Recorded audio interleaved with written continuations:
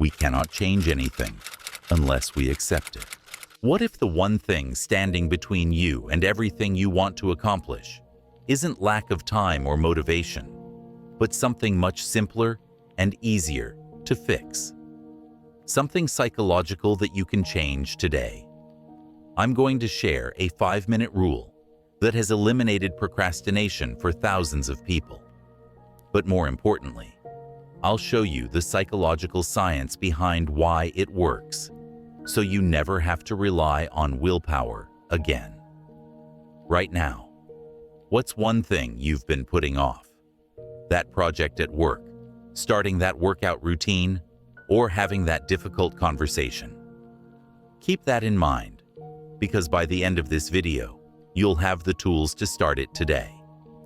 Let me tell you about David, a brilliant software engineer who could solve complex problems in minutes, but couldn't bring himself to start simple tasks. He'd spend hours researching productivity systems, but when it came time to actually work, he'd freeze. David would sit at his desk, stare at his screen, and instead of starting that important project, he'd check email, browse social media, or suddenly decide his desk needed organizing. He felt like a failure because everyone else seemed to get things done, while he battled this invisible force. But then David discovered something that changed everything. Not another productivity hack, but a deeper understanding of what procrastination actually is. Once he understood the psychology, he overcame it using one simple rule. Here's what most people don't understand.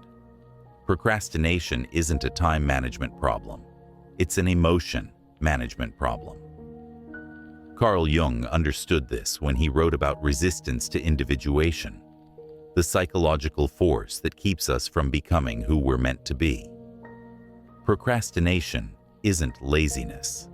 It's your unconscious mind protecting you from something it perceives as threatening.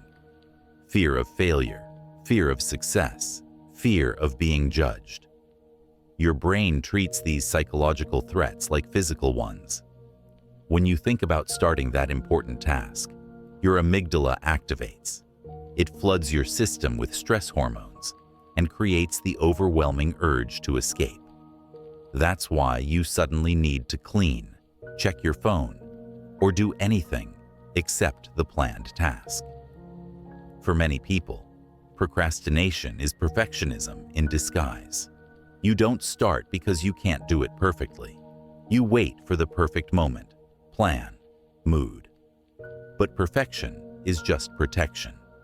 If you never start, you never risk failing. Jung believed growth requires facing what we've been avoiding.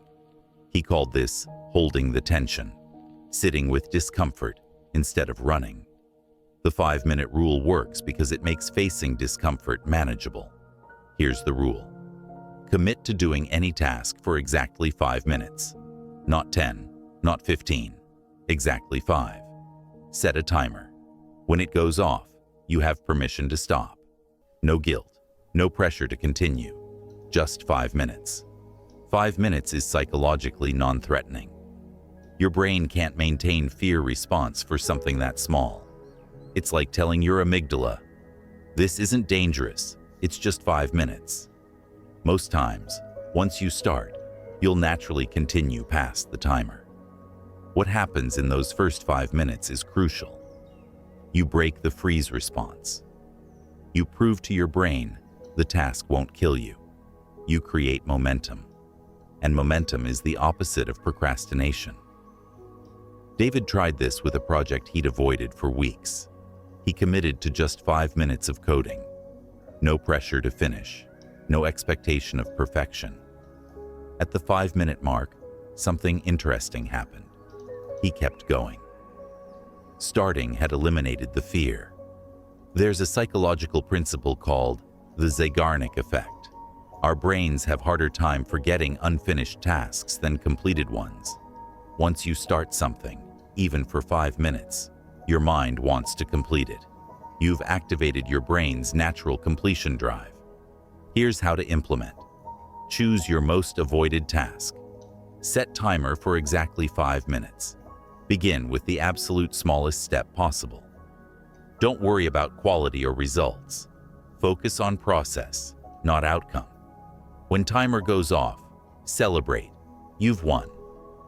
Some days, even 5 minutes feels impossible. That's when you go smaller. Can you do 2 minutes? 1 minute? Can you just open the document?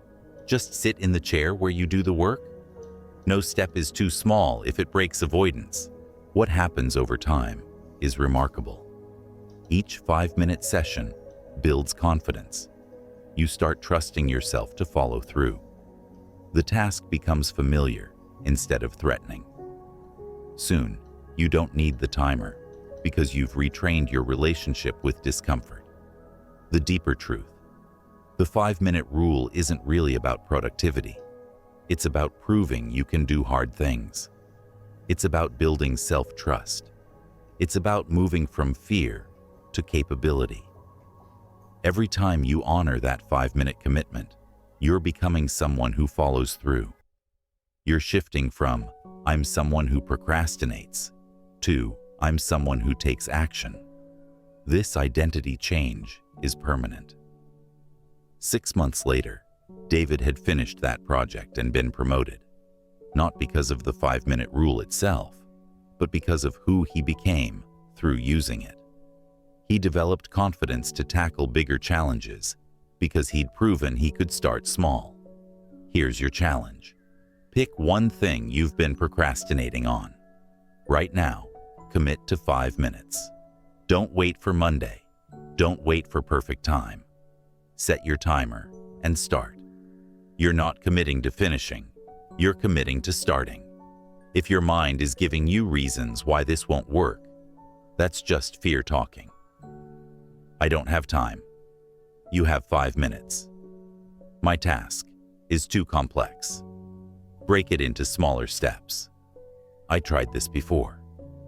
This time, you understand the psychology. The real power isn't in the minutes themselves. It's proving you have more control than you think. That your feelings don't have to dictate actions.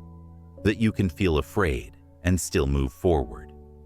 Remember, procrastination isn't a character flaw. It's a signal something feels threatening to your unconscious mind. The 5-minute rule works because it makes threatening feel manageable. It transforms overwhelming into approachable. If this helped you understand procrastination differently, let me know in comments. Tell me about your 5-minute experiment. What task are you starting with?